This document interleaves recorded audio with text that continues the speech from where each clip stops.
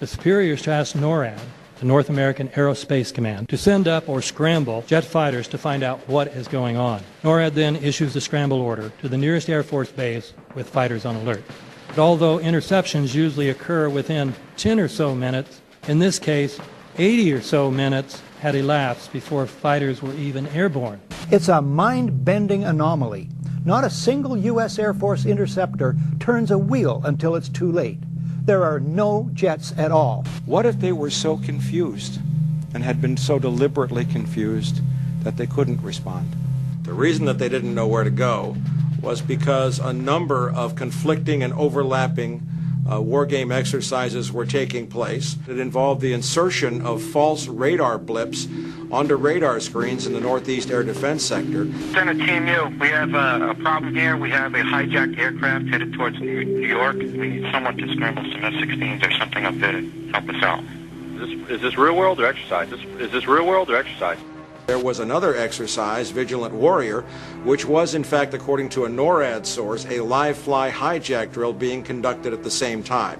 With only 8 available fighter aircraft, and they have to be dispatched in pairs, they were dealing with as many as 22 possible hijacks on the day of 9/11, and they couldn't separate the war game exercises from the actual hijacks.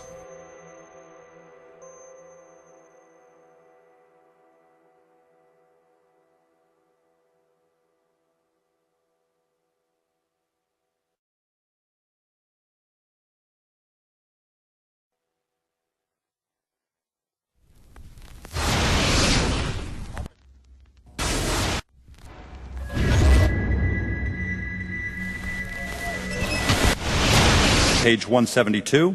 The U.S. government has not been able to determine the origin of the money used for the 9/11 attacks. Ultimately, the question is of little practical significance. The American authorities have not managed to trace the source of the funding. And then the most amazingly disingenuous statement, ultimately, is it of little consequence. It is of massive consequence. Doesn't it matter who paid for 9/11? The collapse of Building 7 has been recognized as especially difficult to explain. The 9/11 Commission report implicitly admitted that it could not explain the collapse of this building by not even mentioning it. President, why are you and the Vice President insisting on appearing together before the 9/11 Commission? Because the 9/11 Commission wants to ask us questions. That's why we're meeting, and I look forward to meeting with them and answering their questions. Why you're appearing together rather than separately, which was their request? Because it's a good chance for both of us to answer questions that the 9/11 Commission is looking forward to asking us, and I'm looking forward to answering them. Let's see. Do you think they should be able to stand up and speak their own words? They should go under oath. They should be, yeah, in public.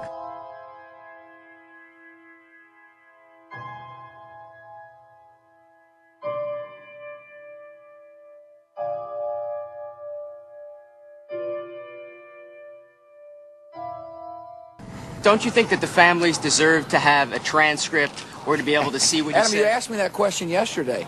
I got the same answer, yeah. The final report was a unanimous report. That means that if there was a single commissioner who had any objection about anything, that fact would be dropped from the report. We have found out that he not only served on the transition team of the Bush administration, that he was a person who wrote a draft memo for the setup of the Bush administration's National Security Council, that he was an individual who wrote the preemptive war strategy that was eventually used for the war in Iraq, that he is a close friend of Condoleezza Rice's. We want him to resign. There is literally nothing in the 9/11 report that the Bush administration did not approve of. We can understand, therefore, why the Commission, under Zelikow's leadership, would have ignored all the evidence that would point to the truth, that 9/11 was a false flag operation intended to authorize the doctrines and funds needed for a new level of imperial mobilization.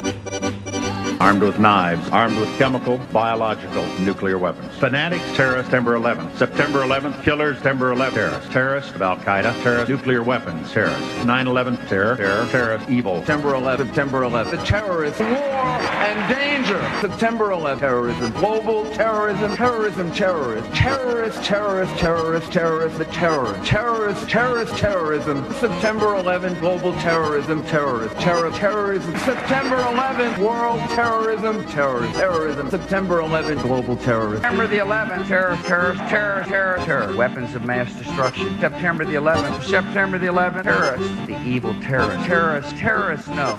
Terrorism. The words are hypnotically repeated. Terrorism, terrorist, terrorist threat, and of course, believed to be linked to Al-Qaeda. But it's the so-called war on terrorism that's in our faces practically 24/7 as the inescapable focus of our existence. One day, our grandchildren will look back on this time and ask, how was the war on terror won? The entire U.S. ruling class, ruling elite, comes to see terrorism as the preferred means, indeed the only means, to provide social cohesion, to provide an enemy image for the society to keep it together. According to neocon theory from Carl Schmitt, you have to have an enemy image in order to have a society. It's a very dangerous thing because now it means that the entire social order, the political parties, intellectual life, politics in general, all based on a monstrous myth. Monstrous myth.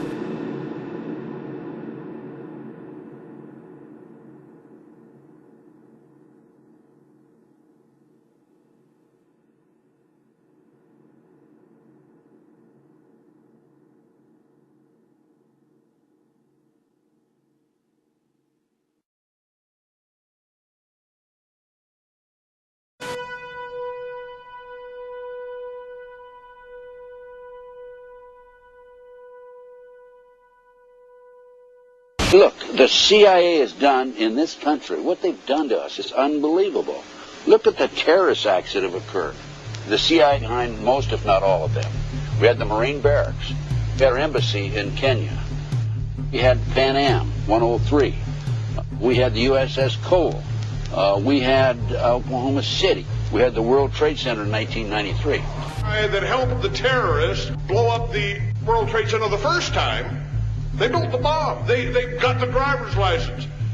The informant, the FBI informant, a fellow named Salam, a 43-year-old former Egyptian army officer, he was given the assignment to put the bomb together. And he went to his supervisor, his FBI supervisor, and said, we're going to put a dummy bomb in here, right? And the FBI supervisor said, no, we're going to put a real bomb.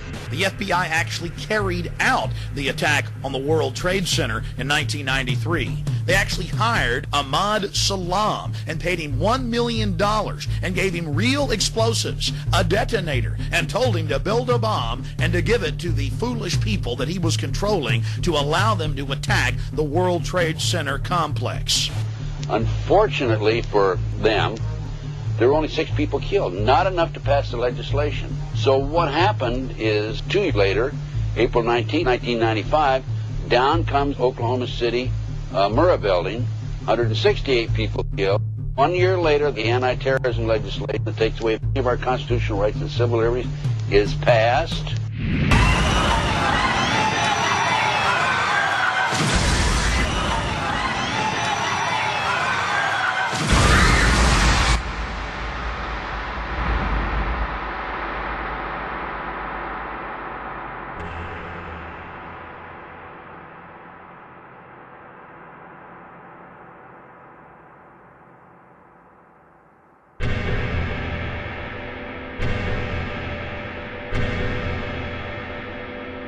Because at 9:30 this morning, we were actually running an exercise for over a company of 1,000 people in London, based on simultaneous bombs going off precisely at the railway stations that happened this morning. So I still have the hairs on the back of my neck standing upright. To get this quite straight, you were running an exercise to see how you would cope with this, and it happened while you were running the exercise? Precisely.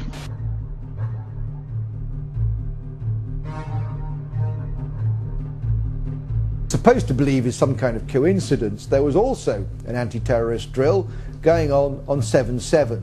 And again, just like 9/11, they were talking about attacks on the same targets, the same kind of tube stations, and exactly the same time as the actual attack happened.